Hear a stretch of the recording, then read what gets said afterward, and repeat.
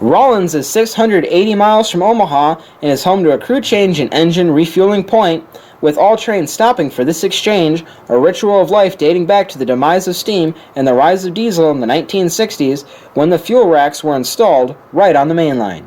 The spot was originally chosen 100 years prior to that for its natural springs, the last real water source crucial to steam locomotives until Rock Springs. In between are 122 punishing miles of railroad through the mile-high alkali desert through a split in the Continental Divide known as the Great Divide Basin. While the generally accepted Continental Divide line is just west of Rawlins, it isn't until near Rock Springs that rainfall actually flows towards the Pacific Ocean. In between lies a vast, desolate region from which water does not flow, not that there is much to begin with. In exiting town, the railroad runs through a natural break in the ridgeline before setting out across the desert.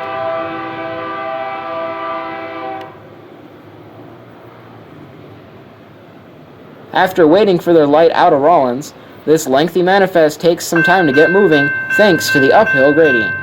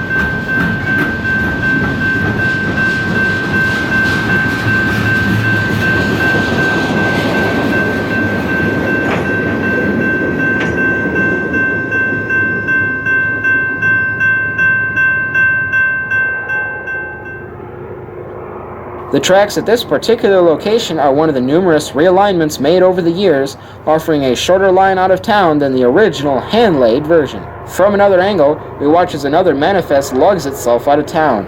The original alignment was more northerly, behind the tracks as we view them now.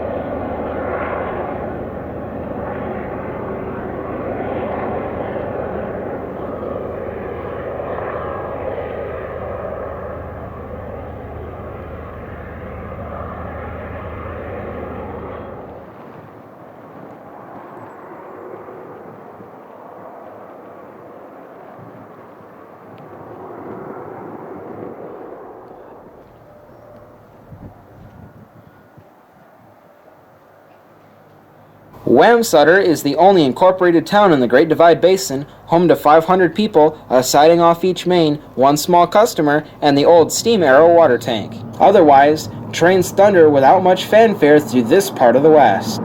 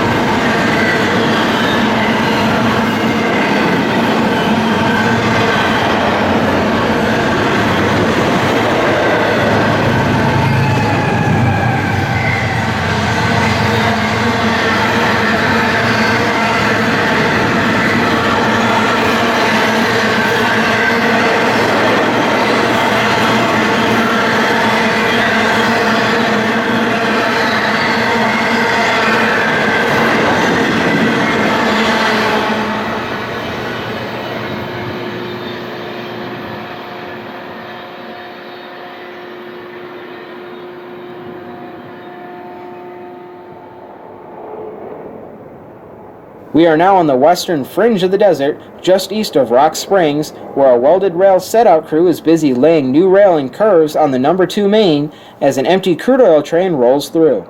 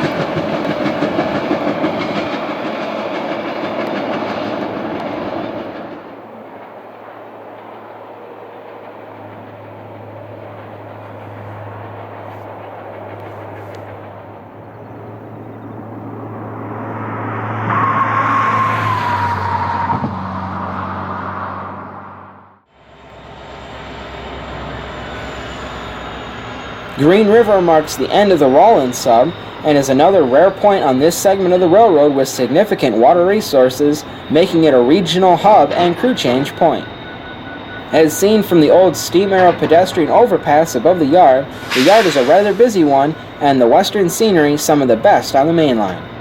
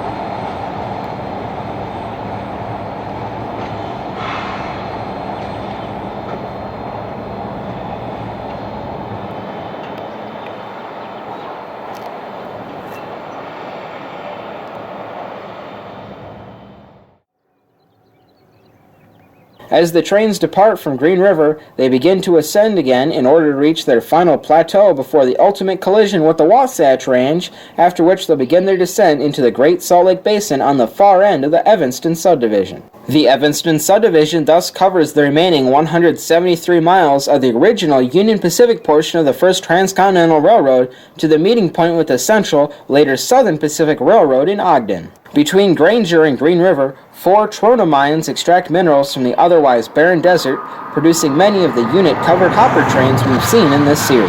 Unfortunately, there isn't much in the way of public access out there, so our view is limited to this map. The town of Granger is itself 30 miles west of Green River, 487 miles from Omaha, and is where the Pocatello Sub, the main line to the Pacific Northwest, branches off the Overland Route. The Pocatello was originally incepted by the Union Pacific as the Oregon Short Line in the 1880s. It sees about a dozen trains a day each way, leaving only about 4 dozen total on the Overland Route west of Granger.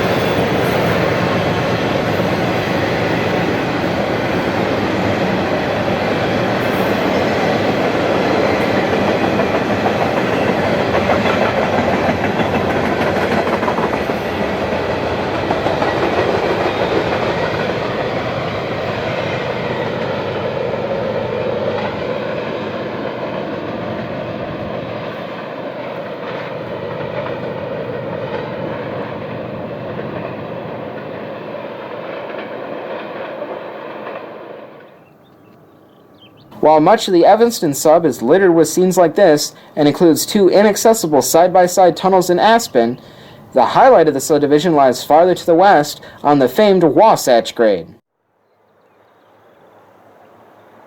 Evanston was a formerly important point on the main line as a helper base for the Wasatch Grade. Unfortunately, the facilities didn't acquire a second purpose in the post-steam era, with the railroad having little to do with the subdivision's namesake city today. Just after the passage of an early morning thunderstorm, this westbound autorack is departing Evanston, gaining the last few feet of elevation towards the summit at Wasatch.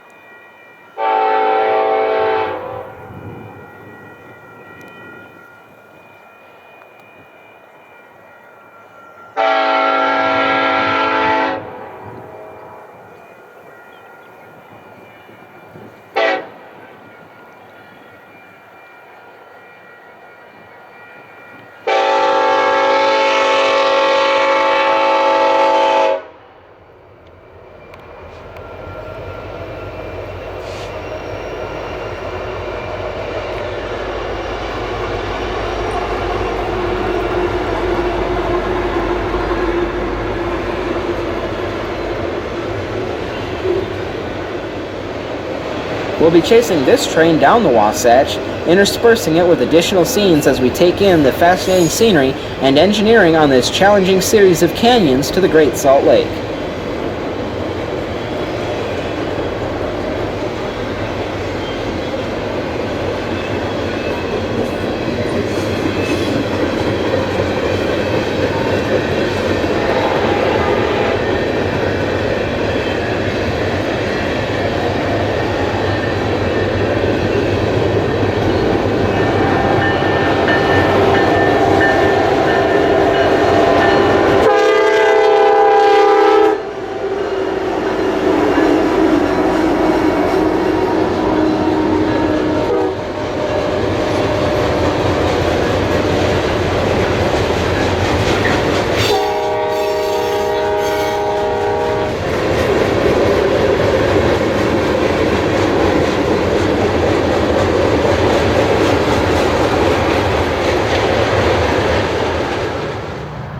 As trains travel west from Evanston, they quickly cross the state line into Utah. Along this stretch between Evanston and Summit, we catch a meet between a different westbound autorack and an eastbound empty crude oil train.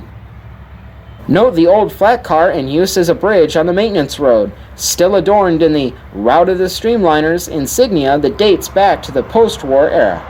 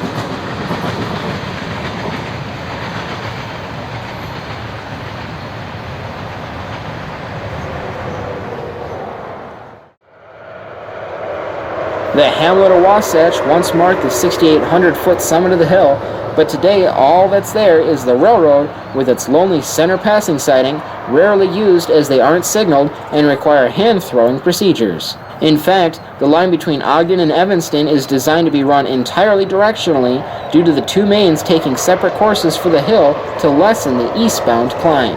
Of course, the climb isn't a worry for this manifest, which will now coast the remainder of the way to Ogden, a run which will for sure give the dynamic brakes a workout.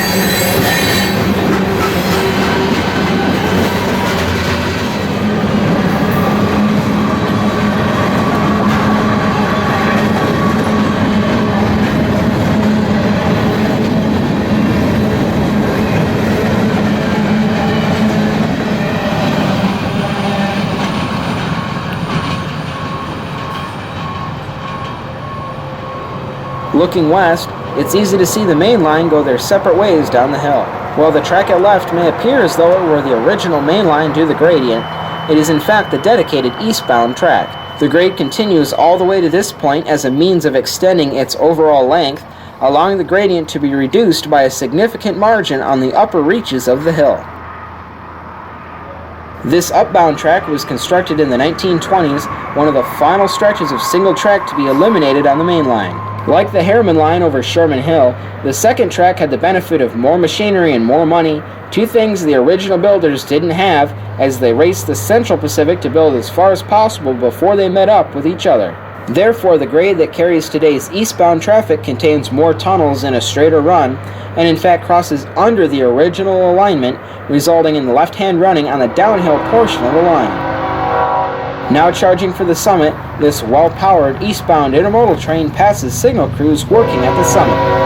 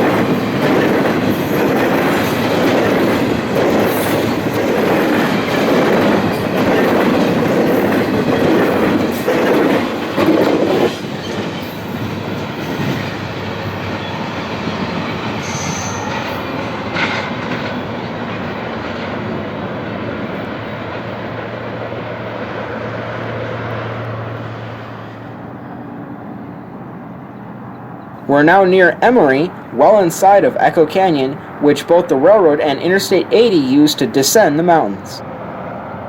Our Autorack train has successfully negotiated the worst of the hill, including the crossover tunnels, placing it on the left-hand main for the rest of the way to Ogden. The two tracks come back together here, as the original main line farther down the hill didn't require re-engineering as did the upper reaches of the mountain.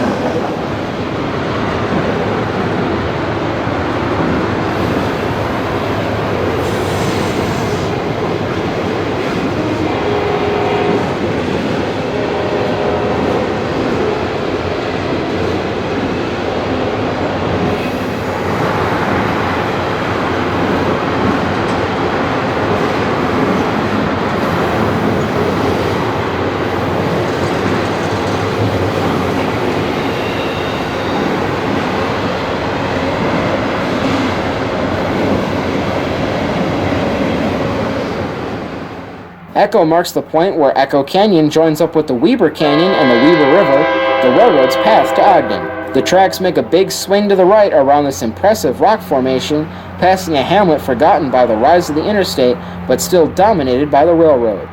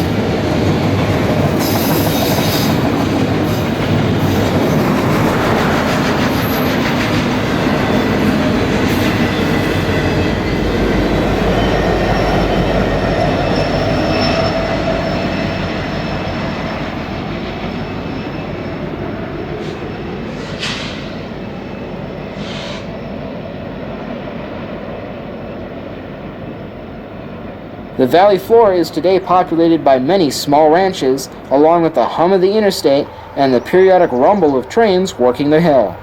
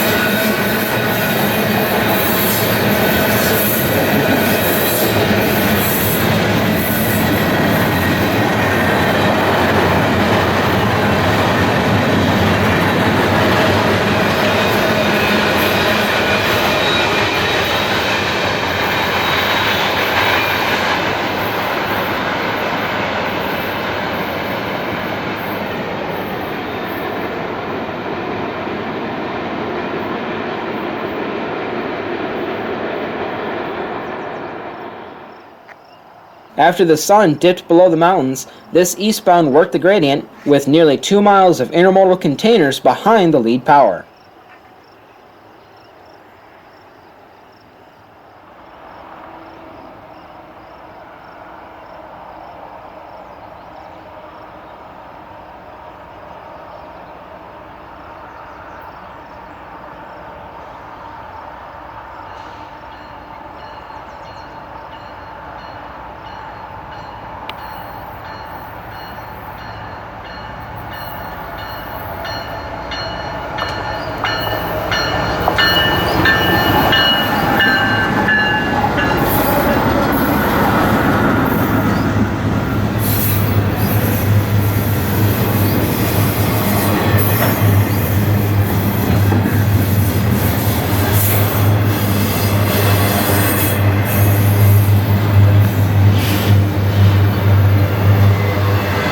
In contrast to the easy running between here and Echo, the canyon narrows again ahead of us, as evidenced by the towering ridgelines and rock faces. In these narrow confines, the railroad crosses the Weber River 6 times and tunnels through 2 jagged ridgelines. The uppermost of these 2 bores, at Sharp's Hollow, the bridges and tunnels together provide different looks at how the railroad conquered this difficult terrain. Heading uphill for customers, this local makes light work of the hill as they roll under the mountain and over the river.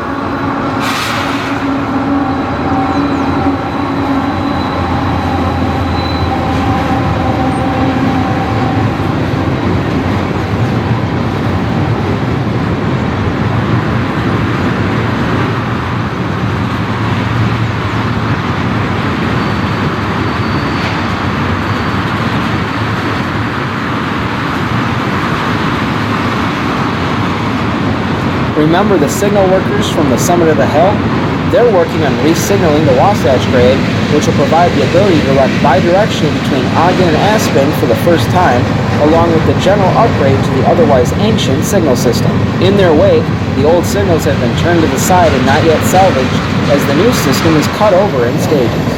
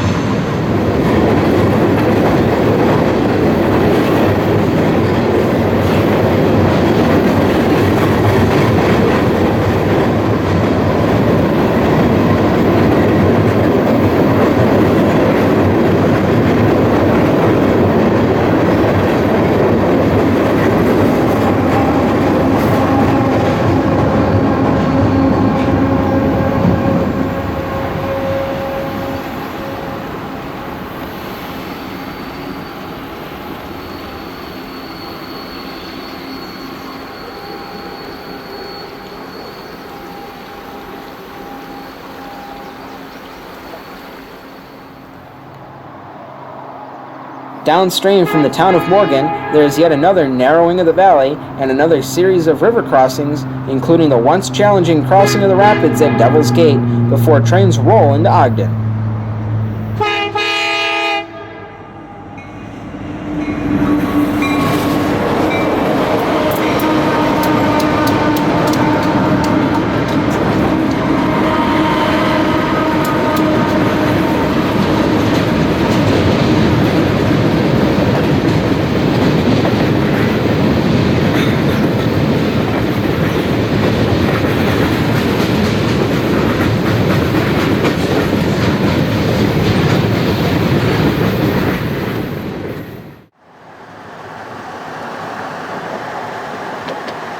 After 1,000 miles from the Missouri River to the Great Salt Lake, we've reached Ogden, the former terminus of the Union Pacific's portion of the Overland Route.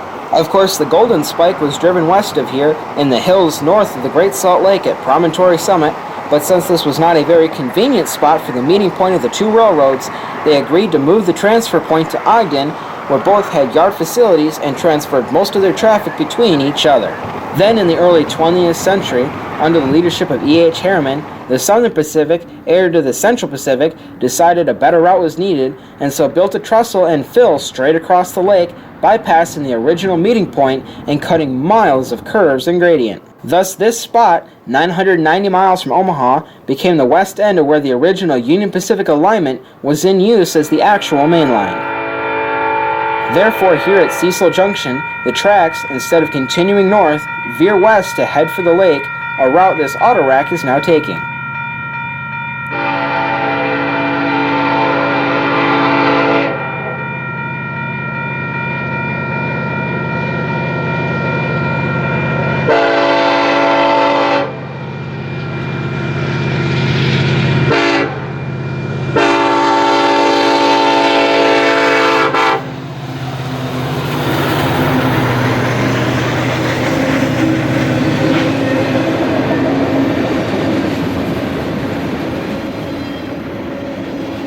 Despite years of common management under Harriman between 1901 and 1912, the Union Pacific and Southern Pacific were forced apart by the Supreme Court under the Sherman Antitrust Act. Thus, it wasn't until 84 years later, in 1996, that the natural merger was finally granted by the Surface Transportation Board after the deregulation shakedown after the Staggers Act in 1980. As a result, the Overland Route was finally complete as one line from Chicago to the Pacific Coast, with the Chicago Northwestern forming the final link across Iowa and Illinois a year earlier in 1995.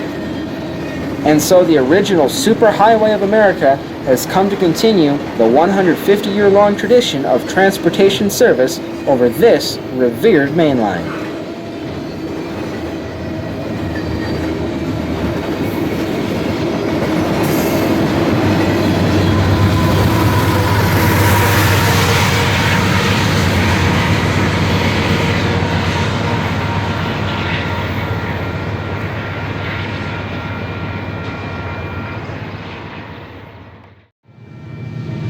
Thanks for watching this special presentation by the Thornapple River Rail Series, where we brought you nearly 1,000 miles of America's original superhighway. Not only was the Union Pacific, along with all their other partners, the original transcontinental link, but today's modern railroad continues to be an incredible transportation asset, despite over 150 years of advancement in other transportation forms eroding the railroad's market share. No passenger trains may currently ride the rails we've seen in this series, but incredible volumes of raw materials, energy resources, and finished goods ply the rails in vast quantities at a pace that is the envy of the world. A keystone of the North American freight rail network, this artery will not soon give up its place as among the shining stars of transportation, a mighty fine record for just 4, sometimes more, parallel rails.